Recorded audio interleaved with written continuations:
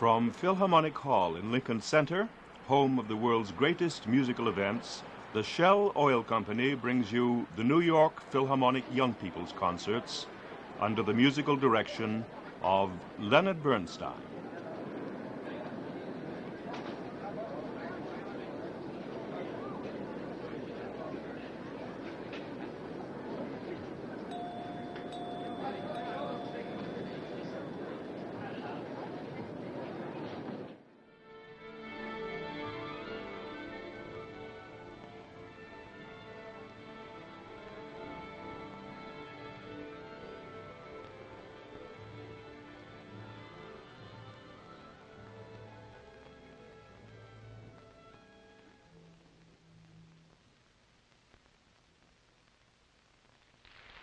And here is Mr. Bernstein.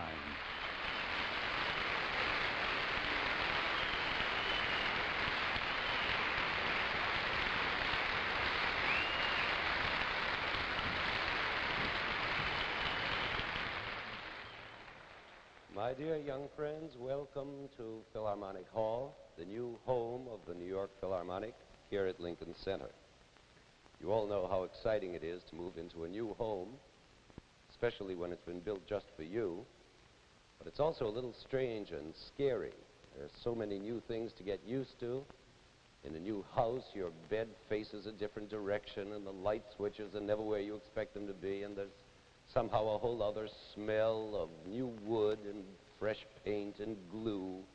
And then you wonder, will I like the new look of it, the new colors, and is it strongly enough built?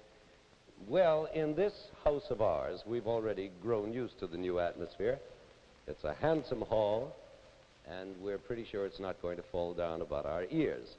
But the thing we're most concerned about in this hall, unlike an ordinary house, is how it sounds. That's the main thing in a concert hall. And I think that probably more time and work and thought have gone into planning the sound of this hall than into anything else about it. Does that surprise you? A lot of people think that the sound of music in a hall depends only on how it's performed. The orchestra plays well, the music will sound well, which is certainly true up to a certain point. But unless you have a hall that carries the orchestra sound faithfully and clearly, the orchestra can play like angels and you'll never know the difference. Well, in this hall you should know the difference because it's been scientifically planned to deliver the music to you in all its brilliance, fullness, and clarity. Of course, with all the scientific planning in the world, you can never be absolutely sure in advance of how the hall will sound, because this science, which is called acoustics, A-C-O-U-S-T-I-C-S, acoustics, is a fairly new science. So there's still a certain amount of guesswork involved, and you never really know how it's going to sound until opening night arrives. And even then, it can surprise you by not sounding quite the way you expected it to. And that's exactly what did happen on our opening night. We were all a bit surprised. But Philharmonic Hall has one enormous advantage over the old halls, such as our beloved old Carnegie Hall, and that is that we can keep improving it. You see, in the old days, when they built a hall, whether the acoustics turned out well or badly, you were stuck with them. That's the way it was going to sound forever. But this hall is, one might say, a flexible flyer. The acoustics are permanently changeable. You see this bank of clouds up here over our heads? Well, they can be raised or lowered or tilted at different angles to project the music in different ways. And then all around, behind the back of the stage, there are empty spaces that can be opened or closed or left empty or filled with different kinds of materials. And ever since opening night, the experts have been working around the clock with all these different panels and sound chambers and things to make the acoustics better and better. And now we're going to let you judge for yourselves the results so far. Listen to the sound of Philharmonic Hall as we play for you one of the most brilliant pieces ever written, the Roman Carnival Overture by Berlioz.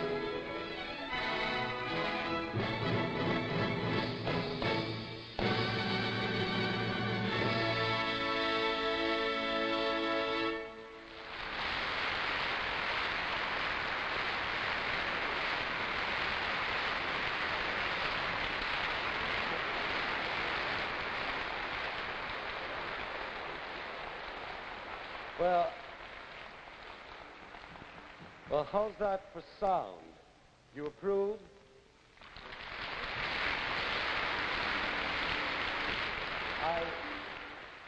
I'm not asking this just to get a hand, I assure you. I really want to know, because you see, to me up here on the podium, it sounds perfectly marvelous. But then the podium is about the worst possible place from which to judge the sound of a hall, because it's right in the middle of the orchestra, so to speak. So I have to rely on your judgment. But of course, if you're going to be judges, you really ought to know something about what you're listening for in a scientific way in this acoustics business. So I think we might have a little look into this new science called acoustics. First of all, it is a science. You must remember that though music is an art, it's always had its scientific side. Music is sound, and sound is caused by vibrations which send out waves that register in your receiving set, which is, of course, your two ears. Now, that's already physics, isn't it? Vibrations, sound waves, receiving set, and all that. But now remember that these waves of sound don't go only to your ears. They go in every direction. And they're either absorbed the way a blotter absorbs water, or they are reflected back the way a mirror reflects light. And that's where physics comes in, because this physical science of acoustics can decide how much sound is going to be absorbed and how much reflected back. And it's that reflected sound coming to your ears a split second after the first direct sound has hit your ears that makes the acoustical difference between one hall and another. Is that too hard? Let's see if I can make it clear by an example. For instance, when the trumpet plays this one note, A, you are hearing two kinds of sound. You're hearing the direct waves from the instrument, and then the reflection of those waves bouncing off the walls and ceilings and finally reaching your ears a split second later. And this later sound, the reflected sound, is called reverberation. Now, that's a hard word that you might confuse with the word echo. They're usually taken to mean the same thing, but they're really two very different things. For instance, if I yell, hello, and then you hear an answering hello, you're hearing an echo, right?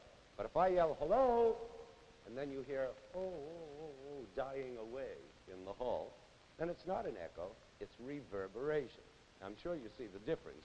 The echo is the last thing in the world you'd want in a concert hall because it makes a double image. You hear everything twice.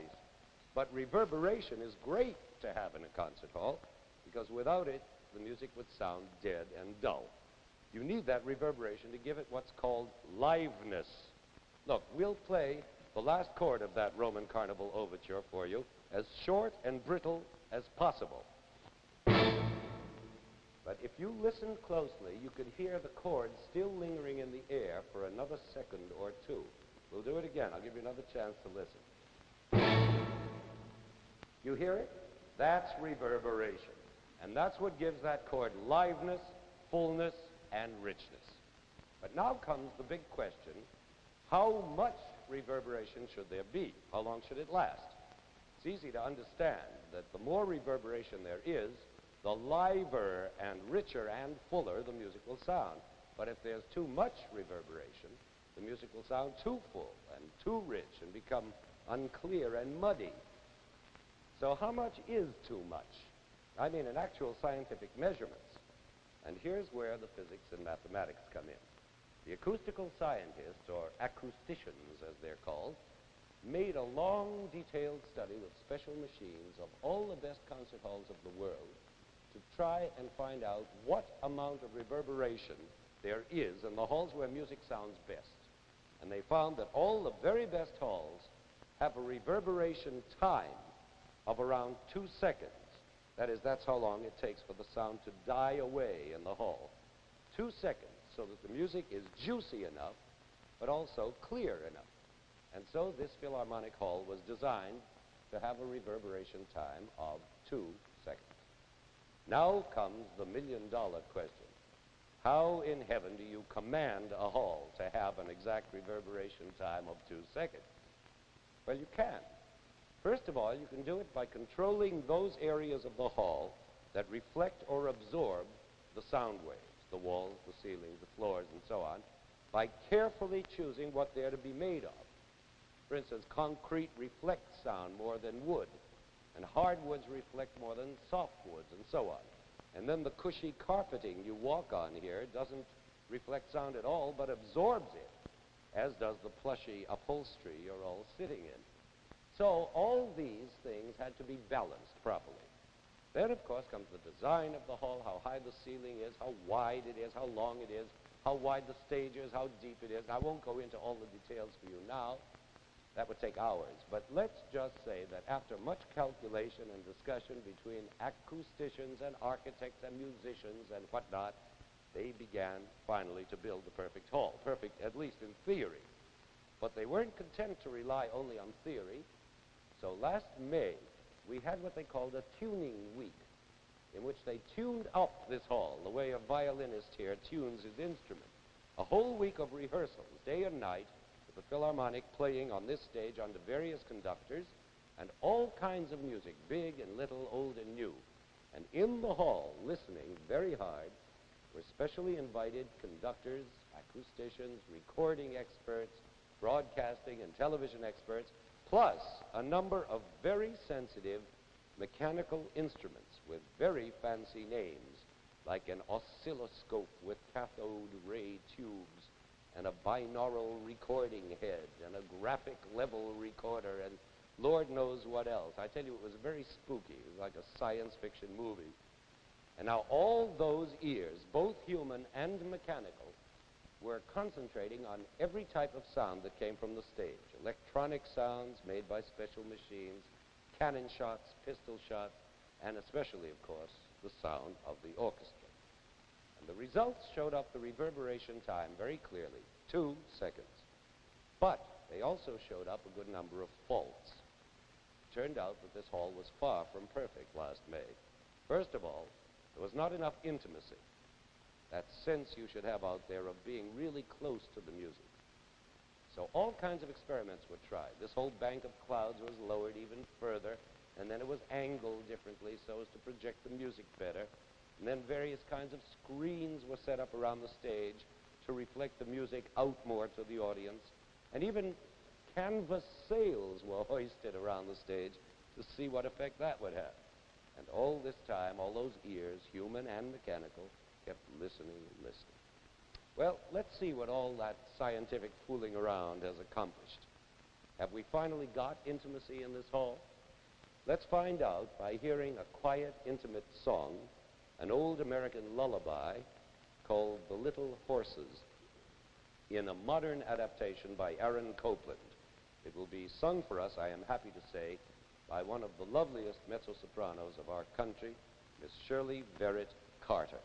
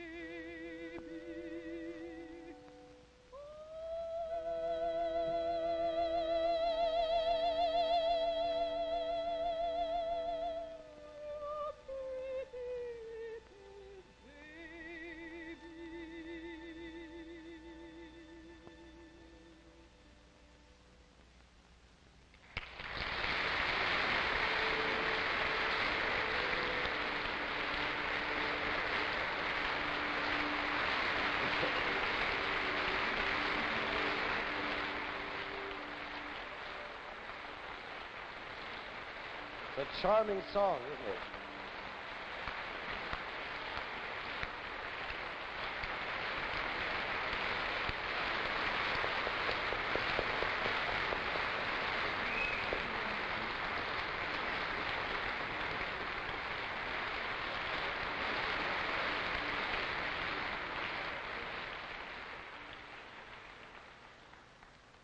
Lovely song, and I think you'll agree that, as sung by Miss Verret Carter in this hall, it had all the intimacy and quietness one could wish for.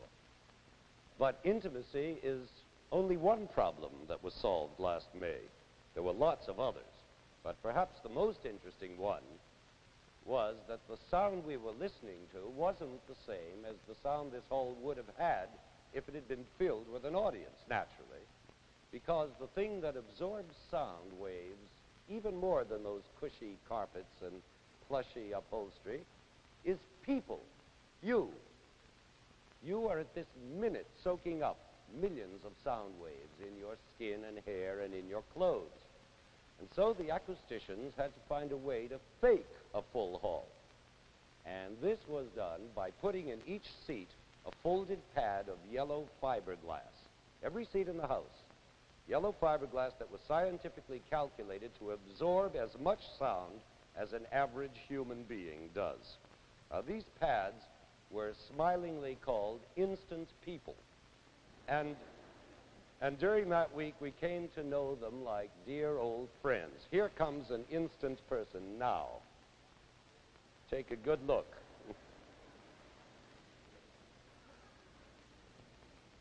Isn't he sweet? And all that week, he sat out there where you are with his friends, and the orchestra kept playing, the hall kept changing, and the ears kept listening and taking notes.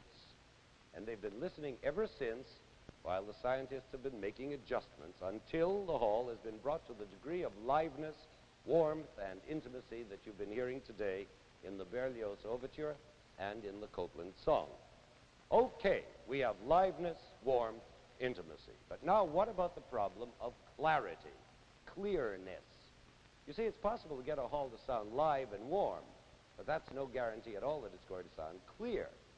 So, let's listen to another small piece now that tests the clearness of our hall. The first movement of Vivaldi's Concerto for 4 solo violins and orchestra. And the acoustical problem here is to be able to hear the voice of each violin separately and clearly, and at the same time to feel the richness of their blend along with the orchestra. So here comes a chance to test your own ears and see if you can hear that balance of clearness and richness as we play the first movement of the Vivaldi Concerto in B minor with our own first 4 violins as soloists. Mr. Corigliano, Mr. Gulino, Mr. Bernstein, no relation, and Mr. Dembinski.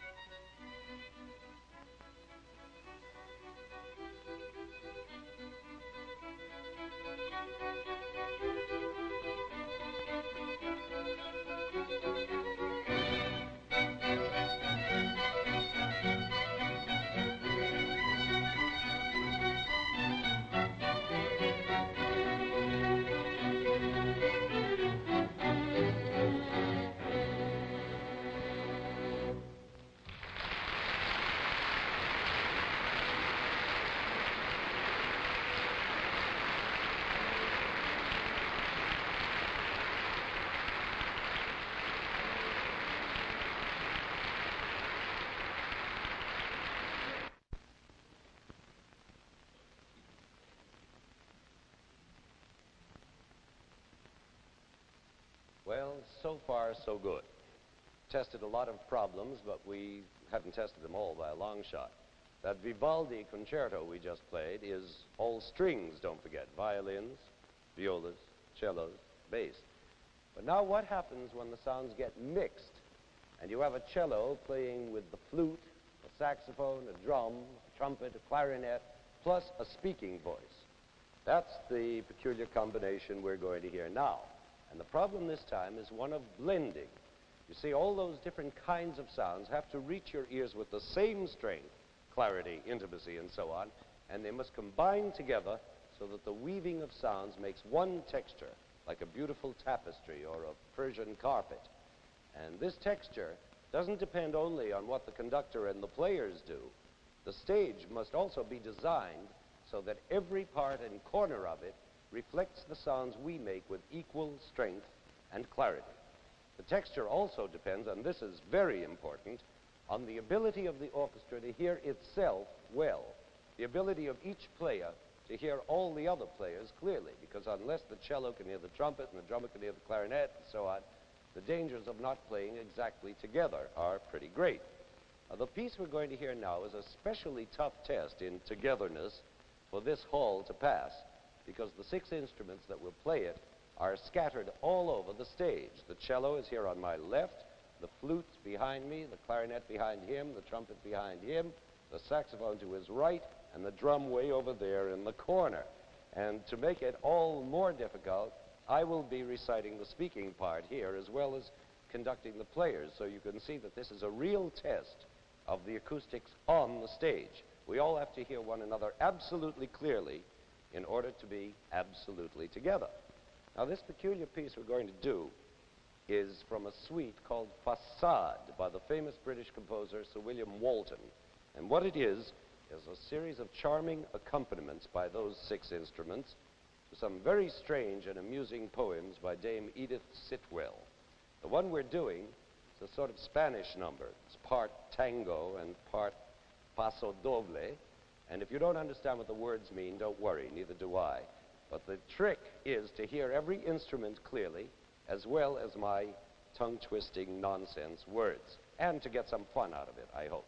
Here goes. When Don Pasquito arrived at the seaside, where the donkeys hide tide braid, he saw the bandito Joe in a black cape, whose slack shape waved like the sea. Thetis rode a treatise loading, we to silver like the sea. The lovely treatise, sweetest foam, erodus notices that she will steal the wheat king's luggage like Babel, before the League of Nations grew. So Joe put the luggage and the label in the pocket of Flo the kangaroo. Through trees like rich hotels that bode of dream the seas fled she, carrying the load and goading the road through the marine sea to the sea. Stop, Pasquito, the road is eloping, with your luggage though heavy and large. You must follow and leave your moping, side to my guidance and charge. When Don Pasquito returned from the road's end, where vanilla-colored ladies ride, from Sevilla, his Montillard bride and young friend were forgetting their mentor and guide. For the lady and her friend from Letuque, in the very shady trees upon the sand, were plucking a white satin bouquet of foam, while the sand's brassy band blared in the wind. Don Pasquito hid where the leaves drip with sweet, but a word stung him like a mosquito. For what they hear, they repeat.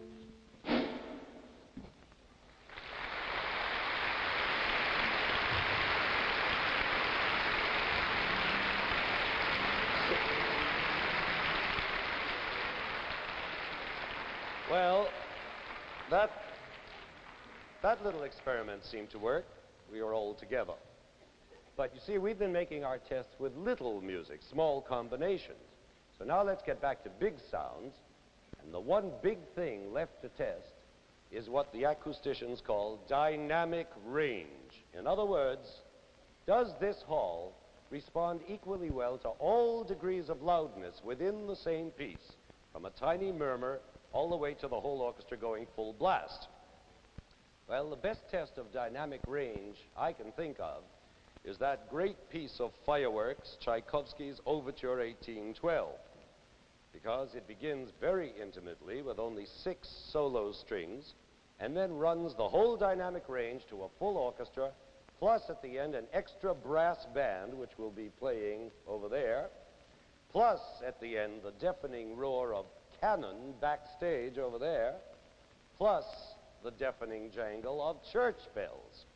In fact, I can't think of a better way to test a hall for all the aspects of acoustics, for liveness, intimacy, warmth, brilliance, clarity, blend, texture, dynamic range, and all the rest, than this 1812 Overture by Tchaikovsky.